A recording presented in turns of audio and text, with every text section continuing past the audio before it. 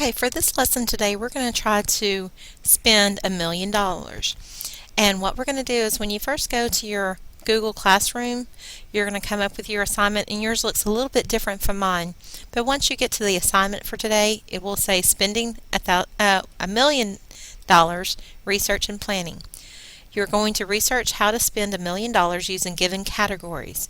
Today, please open a Google Sheet, make categories, and learn how to use the function tools. You're going to be turning in what you get done today during class, that way I can look at it. I will grade on the work that is done today and then return it to you so you can continue working on it tomorrow, and it will eventually be due on Friday. What I need for you to do now is don't go to your Google Drive to create this Google Sheet. You will just go to your assignment on here, and I can't show it to you from this aspect, but you'll be able to see where it says create. A drop-down menu will come up and you'll be able to search for the Google spreadsheet. And when you come up, it will have spending $1,000,000 research and planning dash, and then it will already have your name. You will not have to click on the share, but right next to the share, two sections over, it'll have a little box right here that will say turn in. I currently don't have that because I'm looking at it from a teacher standpoint instead of a student standpoint. Only turn this in at the end of the class period. I'll try to make information for you to tell you a minute or two before the class is over with. But what I do need you to go do right now is on row 1, you're going to list these items. We're going to do everything the same thing. So in cell A1, you're going to type in housing. B1, cost, furnishing cost, clothing cost, education cost, transportation cost, philanthropy or organizational, and then the cost, travel cost, and then fun items and cost. And I think P is the last column that we use. Once you get row 1 titled, we're going to go ahead and do the next step on setting things up. Any of the columns that have the word cost in them, we're going to set them up to be using the currency format. So what you need to do is click on where it says B. You see how it highlights all the way down, and then click on the $sign. It doesn't look like it does anything, but it actually selects it and makes it to where if I entered a number in, like 15,000,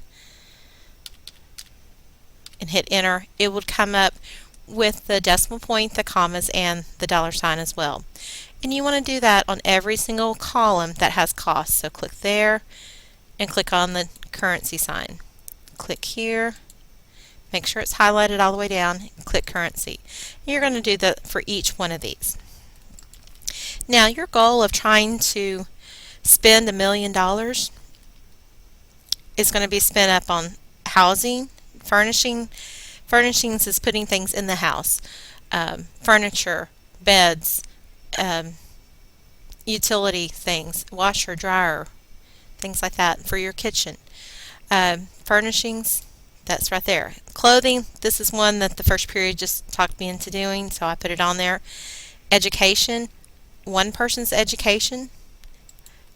Write down where it's going to go to and what the cost is. Transportation, your type of vehicle that you want to. You can get on another tab up here and research the car of your dreams. Okay? Title it, tell me what it is, and then you're going to put the cost right there. Philanthropy and organization.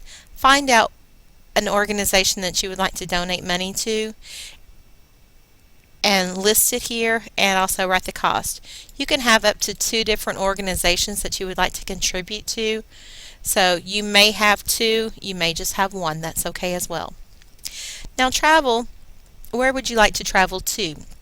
So you may have cruise to the Caribbean, cruise to Alaska, flight to Europe for so many days. This may be an extensive list, no more than 20 though, okay? Also add the cost in there, so you're going to have to look at travel time, your expenses there. If you look up all inclusive trips, you can get a key idea of how much those are, and you'll list them here in the travel column, write the cost here. Fun items. This is something that doesn't go in any of the other columns, but that you would definitely want to buy. My husband, for instance, likes remote control cars and airplanes and stuff. That's an item that's a fun item for him. You can list the items here and write the cost. Again, you're going to get the cost information by going up to a new tab and researching cost of four-wheelers, cost of whatever the fun item is. It could also be electronics, things that you enjoy having. It could be in this column as well. Before you leave today, I would like for you to have the column of the housing done, education, and transportation.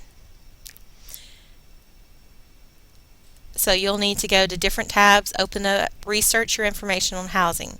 Your housing could be one location where you're going to buy one house. It's already built. It has what you need already. It already has the land included. So you may only have one row on this one, okay, and then include the cost. If you have the building plans for a house that you would like to buy, so you'd put the building plans, add the cost.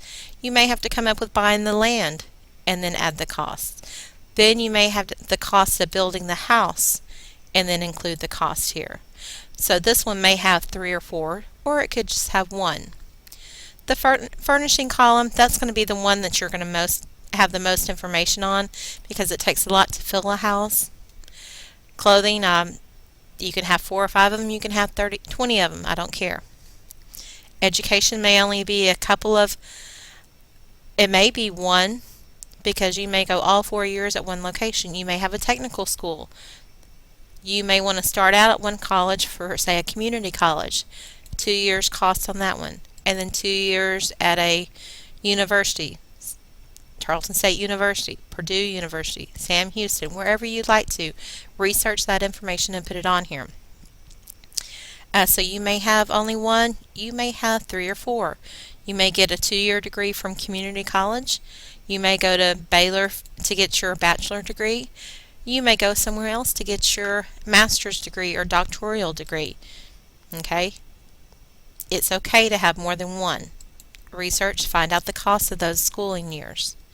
Transportation, at least just 1 in the cost. Philanthropy, at least 2. I'm sorry, at least 1. You may do up to 2 if you'd like to.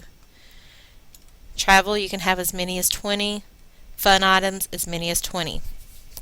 Now, what I do need you to do as well is we're going to do a formula here. And say, for instance, I have information on the furnishing. So I can have living room, cost of $1,500. Living room furniture is going to be $1,500. My dining room table, dining room work, I could have another $1,000. Okay, that adds up. And instead of having to actually go in and add it yourself, you're going to use the, let's see, where is it right here?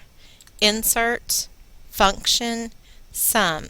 So what I need you to do is go down to row 20, and at the bottom of row 20, actually 21, you're going to take the cost columns and you're going to click on B21, insert, function, sum.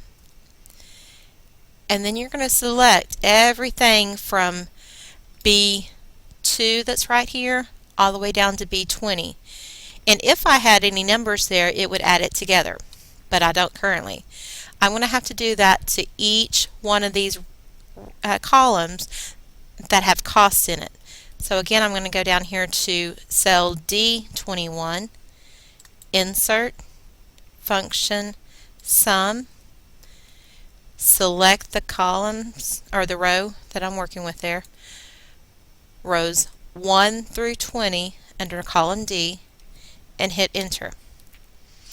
This one I already had some numbers here, so it actually added it together. You're going to have to do that as well on F, H, J, L, N, and then P over here. Okay? When you do that, we're going to total all of these going across. So I want to go to cell number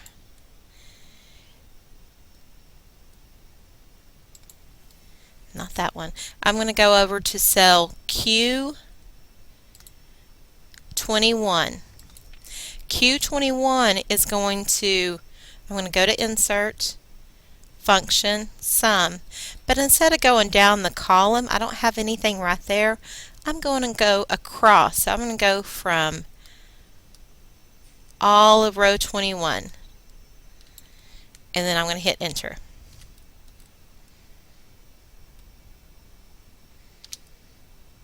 Okay. And that's going to add anything that's in total values across here. It's going to come up with my information right here. So once you go ahead and set up your totals, as you're adding totals in here, it will count it up. It will take care of it. Another thing you can do is to go to the Q, and right below here, let's go ahead and write in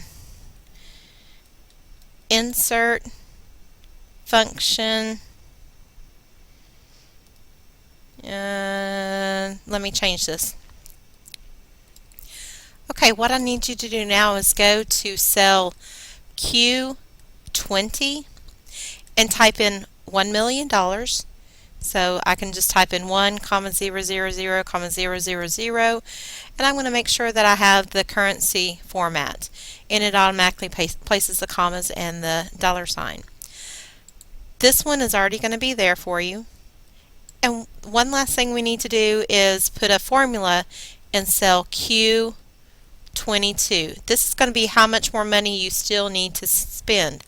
The way I did this was I went up here to the FX and I put in the equal sign. And as soon as you do the equal sign, it's going to let you put in the